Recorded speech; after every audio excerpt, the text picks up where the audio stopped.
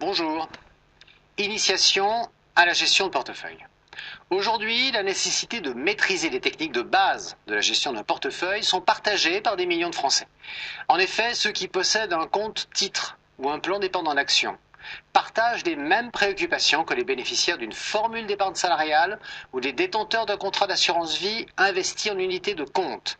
Les uns et les autres sont amenés à faire des choix entre les actions ou les produits de taux, à définir des objectifs et à décider du moment opportun pour entrer ou sortir des marchés. Pour éviter de mettre en péril son épargne financière, il convient de posséder quelques connaissances de base sur les marchés, ainsi que de maîtriser les règles de la gestion d'un portefeuille. Cette formation va tenter de répondre à ces préoccupations.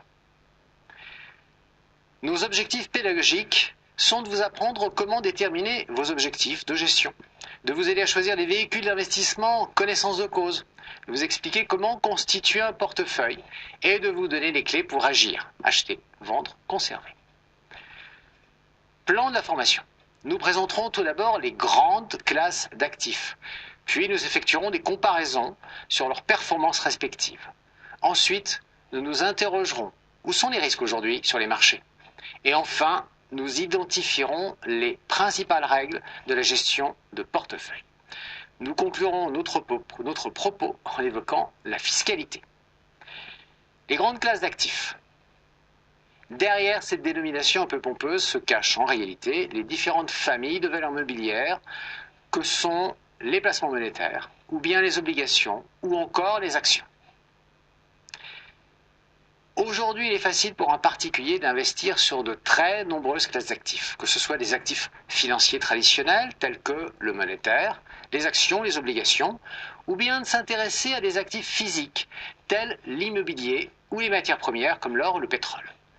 Présentons maintenant chacune de ces principales classes d'actifs en commençant par les produits de taux. Les produits de taux recouvrent deux familles de placements. Les produits monétaires, dont les taux d'intérêt sont décidés par les banques centrales et dont la durée de vie est inférieure à 1 an. Les produits obligataires, dont les taux sont en grande partie décidés par les investisseurs, la loi de l'offre et de la demande, et dont la durée de vie dépasse 1 an. Les actifs monétaires, ce sont des placements dits de court terme, car ils sont supposés être disponibles à tout moment pour faire face à des retraits programmés ou non. Leur durée de détention recommandée peut être courte sans que leur détenteur ne constate de perte en cas de retrait.